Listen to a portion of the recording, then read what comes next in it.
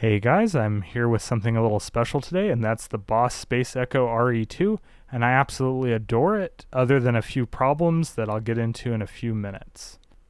First off, I ended up buying this with my own money, so my opinions are my own, obviously. So I had a Roland Space Echo, the RE-201, back in the early 2000s, and I ended up selling it later on. I got it from an electronic recycler I worked for free, actually. It wasn't what they dealt with, so it was kind of like thrown out for scrap. So I'm like, hey, I'll take this. I know exactly what it is. So it came home with me, and fixing up a few things on it and some of the mechanical issues that worked for some time. And then I just didn't want to deal with the mechanical issues. It had too many. I ended up selling it for a decent amount of money as far as I remember. But I've always sought after that Space Echo sound ever since. But I knew that DSP was getting really good at the time, and that hopefully I could find a pedal or like a rack unit that I could afford that would sound like it. It took a while. It took a very long time. The RE-20 I had one of those.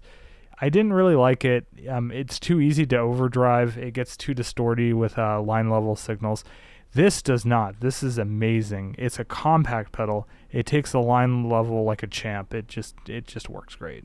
Then fast forward, I was looking at a El Capistan from Strymon when I was getting into the Strymon stuff. I bought a few of their reverbs and delays, and then I was thinking, hey, maybe I should get the El Capistan. But then the Volante was announced in 2018, and I'm like, oh yeah, that's exactly what I wanted. Get it. It's fantastic. All be for the modulation.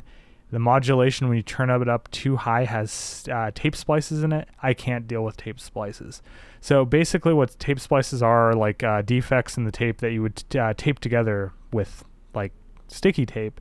And then what would happen is when the head hits that, it would like skip, but it would skip in a way that would change pitch or do dropouts. The dropouts are fine, but the pitch change was just too much for me.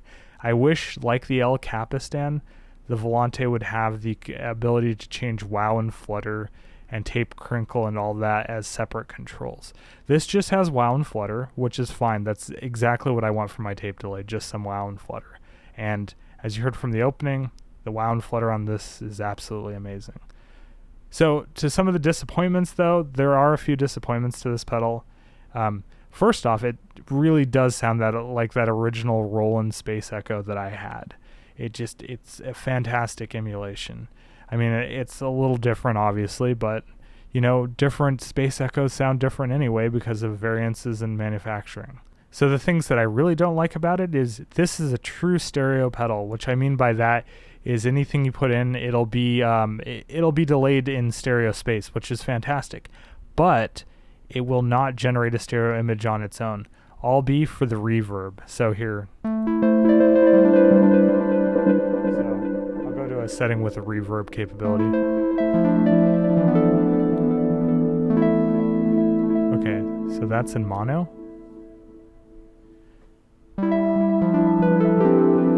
So now the reverb adds stereo space, but the problem is the reverb lives in parallel with the delay, so you can't put it before or after, so you can't have the reverb generating a stereo image for you.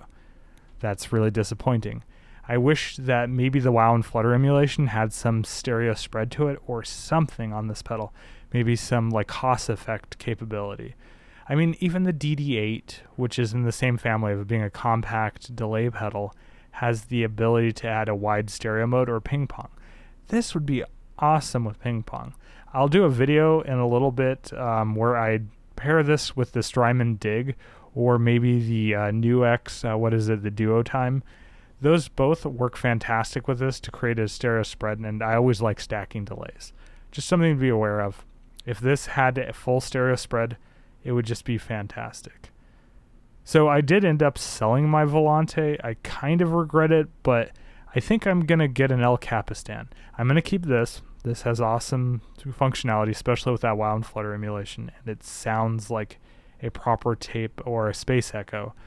Where the Volante could get close, it just didn't have that. I guess it's just the feel to it. But yeah. This has a tone control, by the way.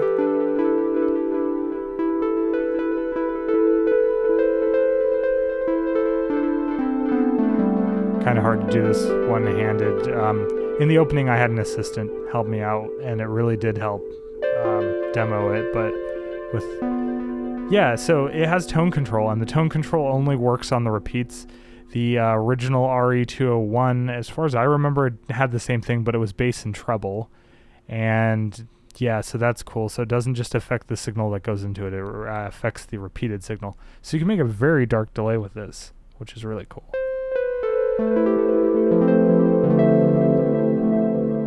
So, and then that wow and flutter, just wow. It's fantastic. And no tape splices.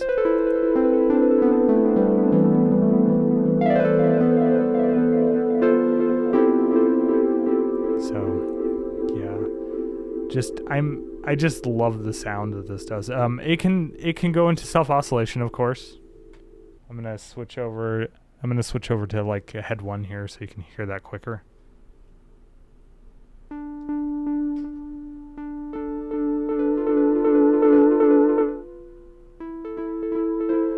Yeah, so you can do that.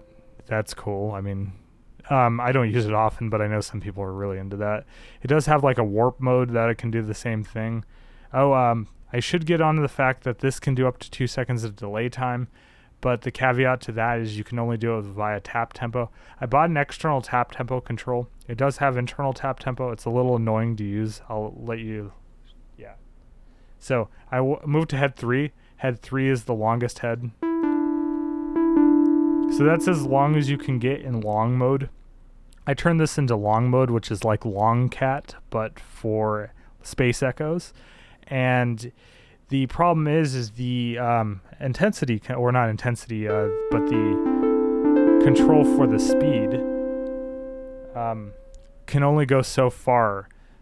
It won't do the full 2 seconds, but the tap tempo will. So you hold this down, it'll go into tap tempo mode. I can tap in 2 seconds now. 1001, 1002, 1001, 1002. All right, let's make a sandwich and wait for that echo to come around. So it's only 2 seconds, still really cool. You can only almost do some Furpertronic style like looping with it, especially if you turn up the repeats here. Let's do that. Oh, here's the other problem. No sound on sound looping, boss. What were you thinking? There's so many pedals out there that do sound on sound looping that are an emulation of the Space Echo. NewX has a pedal coming out soon. I'm excited for that. The NDD7, I believe it is, their Space Echo. I'm so happy with the duo time that when that comes out, I'm just immediately buying one.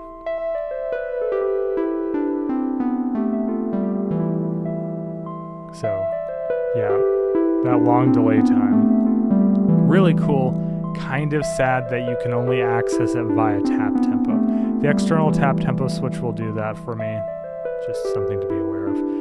But let's turn off tap tempo. It does the proper thing. It does the thing. It does the Space Echo thing. One of the biggest problems I had with the Volante is, as far as I remember, I don't ever remember it doing the ramp. So in a real tape echo like the RE-201 from Roland, when you change the time, basically what you're doing is you're changing the speed of the tape, how fast it's going. That's how it changes the delay time. I want that ramping sound here.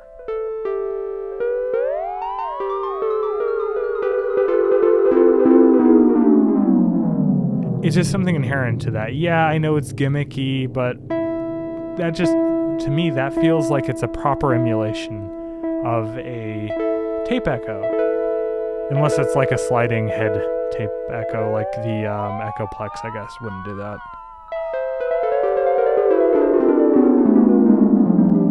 So yeah, it's just one of those artifacts I like from this era of tape delay. And that's just so cool to have that.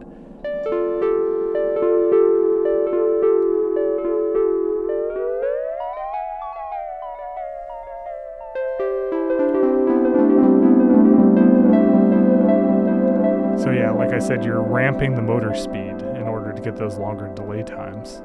So it emulates that, and it's a compact pedal, and it just sips power. It runs under 100 milliamps, which is just amazing. That's impressive. This can run on a 9-volt battery. You get that much fidelity. It doesn't distort with hot signals. I mean, I've gotten it to distort, but I really had to push in a hot signal. I think I was using drive on this and then filtering it into, I don't remember what I was filtering it into, but I was definitely pushing more than like even professional line level before this thing distorted.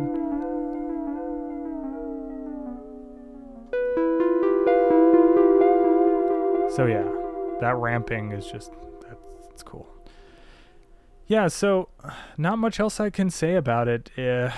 Disappointed that the fact that it doesn't make a stereo image on its own other than the reverb. The bigger pedal of this, the RE-2, which I originally wanted, does have kind of a pseudo ping pong mode if you use its new 4th head. This has 3 heads. That other pedal, the RE-2, has 4 heads. It can do ping pong when you bring in that 4th head. So that's something to be mindful for. That pedal isn't enough for me to want it over this. They're both, as far as I understand, the same sound engine. And from the demos that I've heard, that to me it sounds about the same. You do get different reverbs on the RE-2. Again, as far as I know, they're only in parallel. And the only way you can get stereo spread on the 202 is using that 4th head, which just isn't authentic. There's no 4 heads on a Roland RE-201, so just something to be aware of. Again, I'll do a video pretty soon where I put a ping pong delay in front of this because stacking delays is just really cool.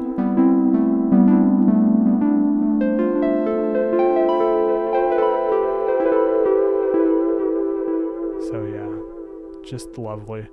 Especially how those repeats die out when you turn the tone control way down. It just gets so dark. So yeah, that's all I really have to say about it. It's a fantastic pedal. It sounds great. It doesn't make a stereo spread, which is unfortunate. And here's the other unfortunate thing is this is one of the compact pedals, and it's one of the just delay compact pedals. You know what that means? There's no way to firmware update it. So even if people were like, hey, why didn't you put stereo in this? They can't update it.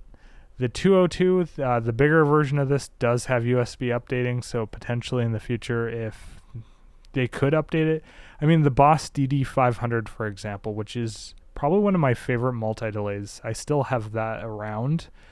That got so many, well, it got one major update, which added a lot of features. So maybe Roland will update the 202 to have a full stereo spread if enough people complain about it. I'm probably in a minority of people that really like stereo delays, but that's a big oversight.